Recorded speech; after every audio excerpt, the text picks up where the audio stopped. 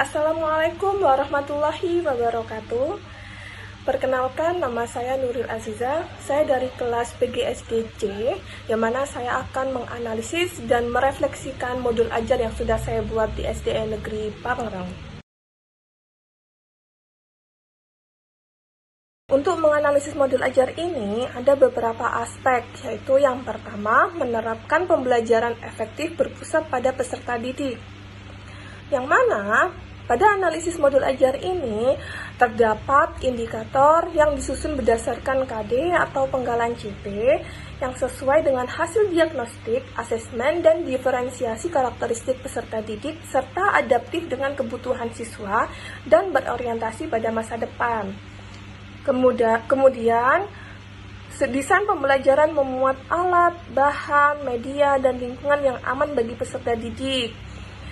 Selanjutnya, modul ajar ini juga mencakup aspek karakter atau profil pelajar Pancasila yang dicantumkan sebagian yang sesuai dengan karakteristik materi dan terlihat dikembangkan dalam langkah-langkah pembelajaran.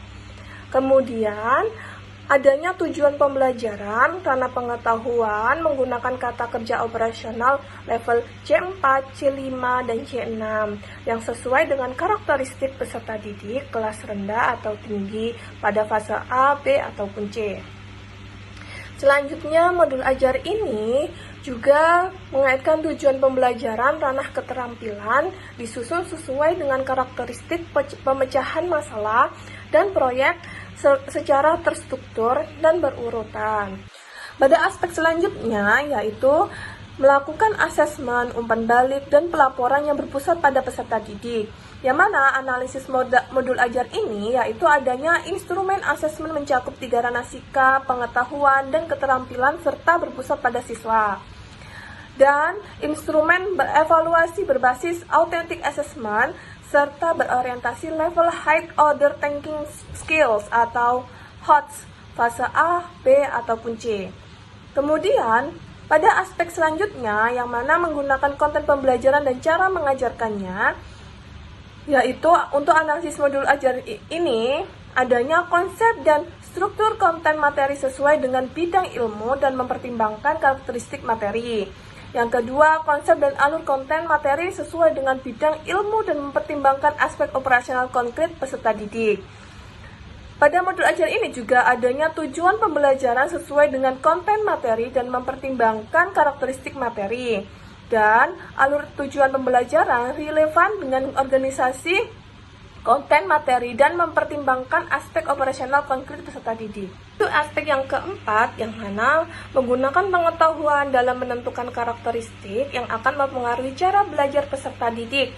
Adapun analisis modul ajar ini terdapat model atau metode pembelajaran yang dipilih berpusat pada peserta didik dan sepenuhnya relevan dengan tahap operasional konkret. Yang kedua yaitu model atau metode yang dipilih mengeksplor kearifan lokal di dalam dan di luar kelas serta berorientasi pada masa depan. Kemudian, adanya model atau metode yang dipilih mengeksplor potensi, minat, dan gaya belajar peserta didik serta sesuai dengan kebutuhan peserta didik. Kemudian, adanya model atau metode pembelajaran yang mengakomodir ketercapaian literasi dan diperkaya salah satu aspek budaya, digital, dan sains. Untuk aspek yang terakhir, yang mana menggunakan pengetahuan tentang komponen kurikulum dan cara menggunakannya untuk merancang desain pembelajaran, yaitu adanya analisis pada modul ajar ini terdapat model atau metode pembelajaran yang mengakomodir ketercapaian numerasi dan diperkaya salah satu aspek budaya, digital, dan sains. Menurut saya, modul ajar ini sudah menggunakan model teaching at the right level atau biasa disebut dengan TARL, yang mana memberikan ruang bagi peserta didik untuk belajar sesuai dengan kebutuhan mereka melalui pengamatan dan eksplorasi, sehingga peserta didik berpartisipasi aktif pada proses pembelajaran. Yaitu pada modul ajar ini ditandai dengan membedakan tugas pada satu kelompok. Sebagaimana berikut. Yang pertama, peserta didik berkemampuan dasar, di mana guru meminta peserta didik hanya untuk memberi label bagian-bagian telinga yang terdapat di gambar yang disediakan. Kemudian yang kedua, peserta didik berkemampuan menengah, yang mana guru meminta peserta didik untuk menuliskan fungsi bagian-bagian pada telinga. Yang ketiga, peserta didik berkemampuan lanjut, yang mana guru meminta peserta didik untuk membuat poster terkait cara menjaga kesehatan telinga. Pada modul ajar ini juga menggunakan pendekatan CTL, yang mana terdapat tema pembelajaran yaitu bagian telinga dan fungsinya yang dihubungkan dengan konteks kehidupan sehari-hari peserta didik, yaitu pentingnya menjaga kesehatan telinga, sebagaimana termasuk pada pendekatan contextual teaching and learning atau disebut dengan CTL.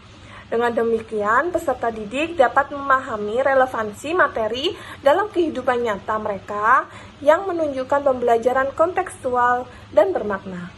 Selanjutnya, pada modul ajar ini juga terdapat model pembelajaran yang menggunakan project-based learning atau pembelajaran berbasis proyek, yang mana peserta didik diminta oleh guru untuk menyelesaikan proyeknya yang terdapat pada LKPD yang berdasarkan kemampuan masing-masing peserta didik, yaitu melengkapi bagian-bagian telinga, kemudian menjelaskan fungsinya, serta membuat poster cara menjaga kesehatan telinga yang kemudian dipresentasikan ke depan kelas.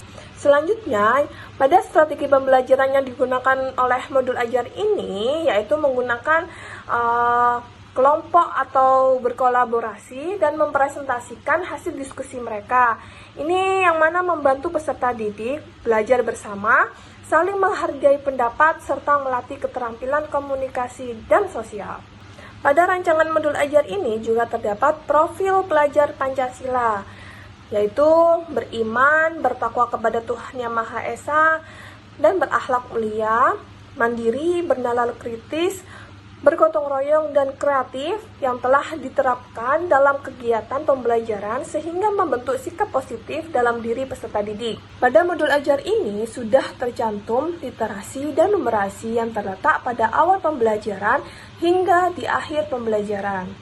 Literasi ini dilaksanakan mulai awal pembelajaran hingga proses kegiatan peserta didik berakhir, yang mana pada saat itu peserta didik diajak untuk menjawab soal pertanyaan pemantik maupun di LKPD, menyaksikan dan memahami isi video, menyaksikan dan menanggapi kelompok lain saat presentasi, serta memahami kesimpulan pembelajaran dari lagu bagian-bagian telinga. Kemudian untuk numerasi terdapat pada saat guru memberikan pertanyaan pemantik tentang jumlah bagian-bagian telinga dan pada saat mereview pembelajaran, yaitu dengan bertanya tentang rasio pada jumlah bagian-bagian pada telinga, seperti rasio bagian telinga tengah dan telinga luar, kemudian rasio bagian telinga luar dan bagian telinga dalam. Dalam modul ajar ini juga sudah tertera instrumen sikap, pengetahuan, dan keterampilan dengan adanya rubrik penilaian yang sesuai dengan capaian dan tujuan pembelajaran. Untuk komponen RPP yang mana adanya tujuan pembelajaran yang sudah dirumuskan dengan jelas dan spesifik, mencakup aspek pengetahuan, keterampilan, dan sikap yang ingin dicapai, yaitu menggunakan kata kerja operasional level C4, C5, dan C6 yang bertujuan untuk berfokus pada kebutuhan peserta didik. Yang kedua, adanya kegiatan pembelajaran yang tersusun dengan runtut dari apersepsi, kegiatan inti, hingga penutup. Kegiatan pembelajaran juga dirancang untuk aktif dan berpusat pada peserta didik dengan metode ceramah, observasi, tanya jawab, diskusi, dan penugasan. Kemudian pada RPP ini juga menyertakan asesmen diagnostik kognitif di awal pembelajaran untuk mengetahui pemahaman awal peserta didik dan asesmen formatif selama proses pembelajaran yang mana adanya observasi, diskusi, presentasi, produk, dan kuis.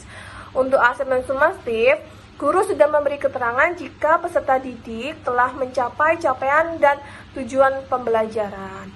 Selanjutnya yaitu penggunaan media poster, video, gambar, dan alat peraga telinga sudah dipersiapkan untuk membantu peserta didik dalam memahami materi dengan lebih secara visual maupun konkret. Adanya beberapa kekuatan dalam menyusun RPP, yaitu yang pertama, rancangan sudah memperhatikan konteks kehidupan peserta didik dengan menghubungkan materi dalam kehidupan sehari-hari.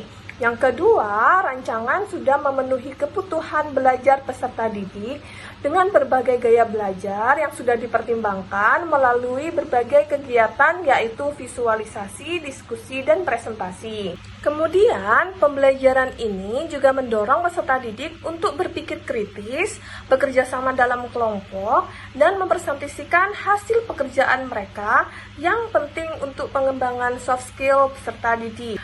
Adapun kelemahan dalam menyusun RPP, yang pertama yaitu mengingat lengkapnya tugas membuat poster dan presentasi, waktu dalam satu pertemuan pun tidak cukup untuk menyelesaikan semua tugas dengan optimal.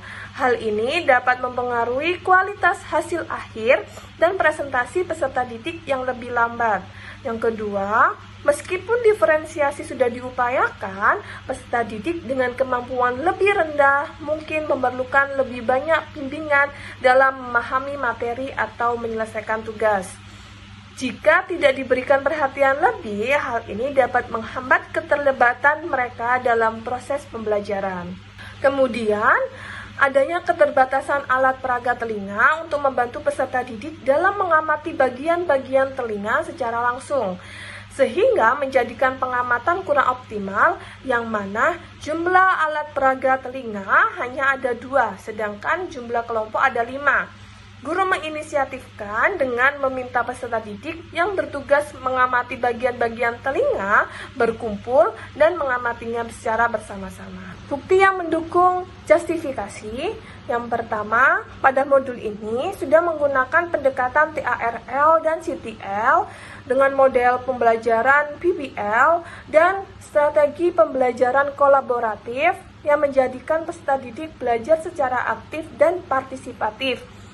Mereka terdapat dalam kegiatan berbasis proyek, yaitu observasi bagian-bagian telinga beserta fungsinya dan pembuatan poster.